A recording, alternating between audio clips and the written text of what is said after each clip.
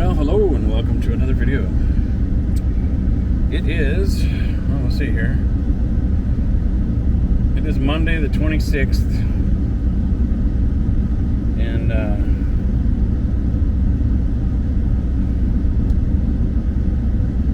I just checked out of the hotel that the community outreach got for me for the cold weather. It's currently like 3 below zero. My camper did start. That's a good thing. I'm letting it warm up right now because it's still doing a little windy noise, but that's pretty much natural when things are get that cold. So I'm letting it warm up, and my diesel furnace is still working again, so that's good. It's almost out of fuel. I got a couple hours of fuel left to burn before I'm out. So I'm not sure what I'm doing yet. I called one of the churches to see if by chance they might have a gas card available. If they do, that would be wonderful, because then I will stop there. It's like, I don't know, maybe it's like less than a mile from here, maybe, or something, or about a mile. If they have one, then I'll fill up my diesel so I've got heat, and then I don't even know what that's going to cost. It's got a 5 gallon, 6, so about 7 gallons I'm going to figure. So calculator, say if diesel is 5 times 7, about $25.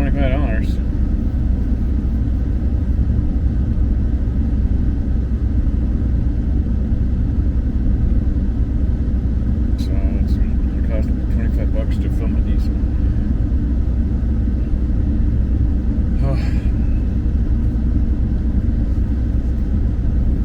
That'll get me a couple days of heat, a few days of heat for how cold it is. If it wasn't so dang cold, it would last a lot longer.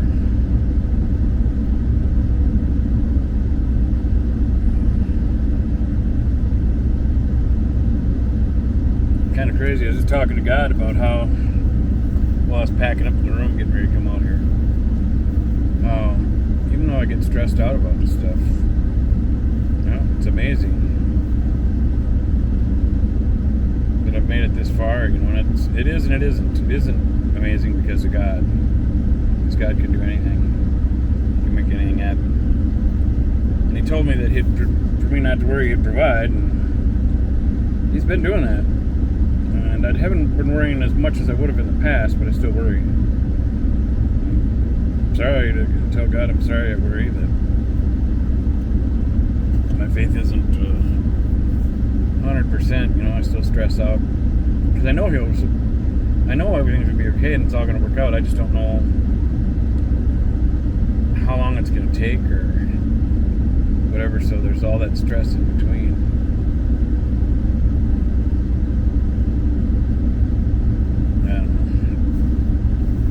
So I don't like that part of it. Haven't gotten hired from anybody else. Haven't even had no return calls yet. I've put out some more applications. I did get a email from Walmart because one of my applications that I had in there was going to expire, and asked if I wanted to renew it, so I logged in through it and renewed it. Then, like, the next day, I got another email saying my application was going to expire, but that was for a different position, if I wanted to renew it, so I did that. So, I think I've got, I got it 4 to 8 or 6 or 8 applications in at Walmart for different stuff. So, I'll probably have a couple more emails coming up, too, saying that it's my application is going to expire and if I want to renew it. They've never sent nothing back to me, though. That's the first thing they've sent back to me, is if I want to renew my application. They've never called me or went for an interview or nothing like that, or sent me an email or text or nothing. Surprising, kind of. But maybe they just got a lot of people applying there. Excuse me. And maybe I'm further down the list.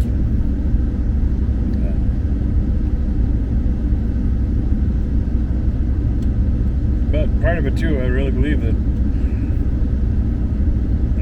there's a reason for it. I don't like the struggle I'm going through, but I really feel that God don't want me to do my normal work routine that I'd normally do. I'd normally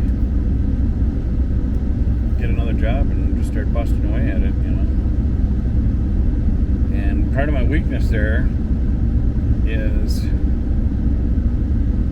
because I don't know what how to explain it, but I'm worth a lot because I'm very smart and I work really hard. But I know that the different companies I've worked for, I don't feel like they've treated me as good as they should have for how hard I worked in the years of time I put into them. When I did maintenance before in Lindstrom, I was there for 11 years. And I started at like 15 something an hour or something like that. And for years, never got a raise, not a nickel raise, not a penny raise or nothing. And then when the management company took over and I brought that up to them, well, then I ended up getting a couple cents here and there. I got up to $16 there, but I worked there for, I don't know, I haven't got many raises from them either. But I never got over $16 there. I don't think. But if it was very little, like $16.10 or something, or $16.05 or something like that. But I worked really hard there, and I know I saved that company thousands and thousands and thousands of dollars. Where other maintenance people or other people they would have had to call some contractors in for so many different things that I just I know how to do, so I do it and I do it quick. I didn't take all day doing it either. There's times that I'm on a hustle and I pull up a toilet.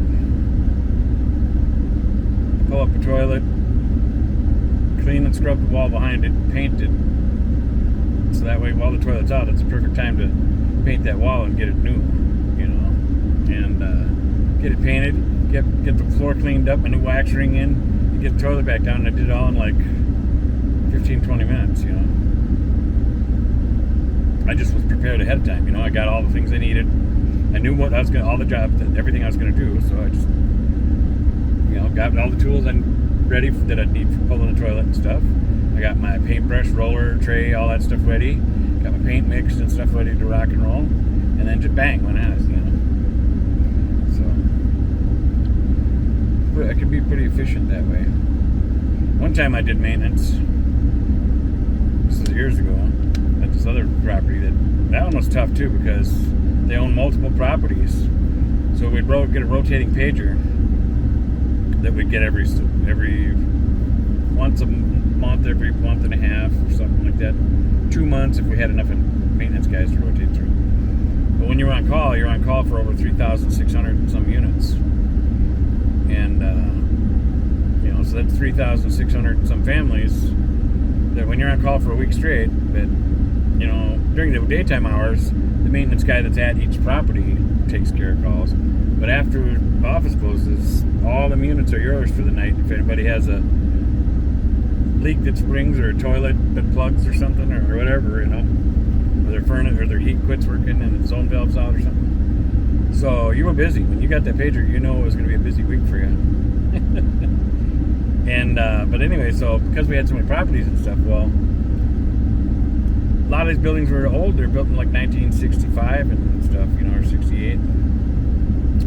So stuff's, you're working a lot, because you got old pipes and everything. And so we started getting to where all the old sink faucets were starting to get replaced out. I think they'd been replaced since the 60s at one point, but they were old enough to where they were all starting to slowly go out, or the O-rings in them so they wouldn't shut off all the way and stuff would be dripping. And then underneath where the connections are, from anything that leaked on those pipes on the copper and zinc or whatever. It created corrosion, so you couldn't just uncrank them, because they'd be all seized up from corrosion. Well, I'd go into those brag myself up a little bit. I'd go into do those sink faucets, and I just got a routine down, how to, and it's not that the other guys weren't working hard. I'm smart, I think of all kinds of more efficient ways to do stuff, and I'd get in there and I'd whip those sink faucets. I'd get the old one out and the new one in, and I'd do it in like 15-20 minutes, and all the other maintenance guys were taking an hour or so to do them. So of course all the maintenance guys start getting mad at me. What are you doing, dude? You're killing us. I didn't mean it that way. I didn't think about it like that. So then they were all getting sweated by management because they're like, well, if Darren could do them this fast, how come all you guys are taking so much longer, So I tried explaining to management that, without trying to brag myself up too much, I'm very smart. I find shortcut ways around stuff. Shortcut ways, or more efficient ways, I should say, not shortcuts, but more efficient ways to get things done quicker. After I'd had it, because the first few, I was struggling with them too, trying to figure it. Once I got a routine down, I started banging through them quick, man. I kept a little Dremel cutting wheel. I could just score my corroded bolts on each side and pop them off, and then put my new ones in, and yeah, I got real quick at it. But I tried covering for the other guys and telling management, that explaining to them how the pipes get corroded and how hard they are to get off and stuff. And they are. They're running a struggle. I said, and there's probably going to be some that I'll run into that won't go as easy as they normally do for me, and they might take longer, Although that was hard for me to convince myself of that.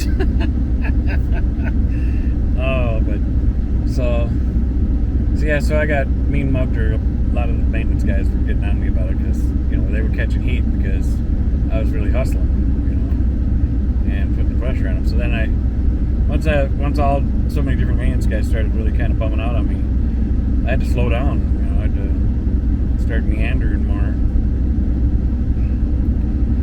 It's just so they wouldn't get sweated so much, And that wasn't easy for me either, because I like busting stuff out fast. And at my property, I had a shop with like a 3-stall garage and a shop and a workbench table and a whole bunch of stock of all the parts that needed. It was set up pretty nice. One of the nicer maintenance shops I've ever had, that I had all the stuff I needed, and that helped me get stuff done pretty quick as long as I kept that stocked, And then the other guys from other properties, they'd be calling me like, hey, do you got a such and such valve this size, blah, blah, blah. I was like, yep, I got it. Come on over and get one, I kept my stuff stocked really good, too. And, anyway,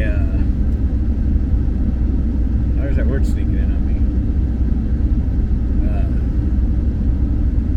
God, that was a long time ago. I think I was in my 20s then. Oh my gosh, I'm getting old.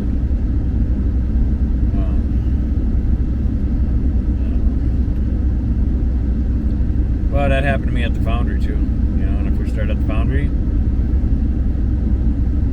there's a lot of trash talking going on. People were really mean about my supervisor that I was going to have on second shift, and they trained me on first shift. It's one thing to kind of razz each other, in good fun, like some trash talking with respect to so much trash talking. There's you don't get overly cruel about it. Well, they were overly cruel about him. And he might have brought some of it on himself, just from the way he was before I got to meet him. But everybody said I wasn't going to like him, and I'd be back on first shift and stuff. And I was like, I get along with people pretty good. Well, me and him ended up getting along really good. But they were so mean about it, I just thought in my mind, I'm pretty smart. I can already see, when I started at that foundry, I could already see how things were running and how to do stuff, how to make stuff better, how to make it more efficient. My mom used to always say I was a very analytical person. I'll touch base more on that and how my brain works, maybe in another video. Where am I at here? I'm going to have to cut this short. But even at the foundry, because they were so mean about this supervisor, and they're overly mean. I just thought, man, I'm gonna shush them up. I'm gonna learn this stuff real quick, and I'm gonna light it up. I'm gonna start producing parts at a rapid rate that are quality, good parts and stuff. And I did. I started lighting it up and putting out numbers. I made a lot of people upset. They all started coming to work. They all started mean mugging me. Well, same kind of thing started happening. You know, they started getting jumped on by their management. Like, how come Darren can put out all this amount in a day, and you're only putting out this amount in a day? You know, I had a good guy train me too. His name was Raphael. I learned a lot from him. But then, yeah, because everybody's mean mugging me, then everybody was trying to sabotage me. I'd come in, and all my spray guns for spraying the molds and that, I had taken and wire brushed them and cleaned all, because I got an old set that belonged to somebody else or something, or pieces and parts from everybody else. I took a wire brush, cleaned them all up, got them silver again, got them shining as good as I could. They weren't like brand new, like mirror shining, but got them pretty clean. And then cleaned everything up, and then they come in one day and somebody took a hammer and it smashed a bunch of my spray guns, beat them, banged them in with hammers and stuff. And that just was like, oh, okay, well, if I say I produced 80 parts that night and outdid everybody, well, now that they smashed up my spray guns, now I'm going to do at least 81 or more, you know? And then they had different stuff. Then they'd run the molds super hot, so when I'd come in, I didn't have a choice. I'd have to wait for the molds to cool down before I could run, you know, or something. You know, so different things. They kept trying to do different things. And every time that they'd do stuff like that, it was pretty obvious they were trying to slow me down. Every time they'd do something like that, I'd find a way to I would work so hard as hard as I could just to outproduce again. And on my 2.5 years there, I outproduced first shift almost every single day out of 2.5 years of working. Not every day, but for the majority of it, you know. Because I had days where I was just like, I just ain't doing it today, you know. But, so, I don't know. Interesting stuff. I don't know how I got on that subject. But hey, thanks for watching. If you haven't done so, click the like button. That was my thumb right there, in case you can see it. Thanks for watching. God bless you. See you in the next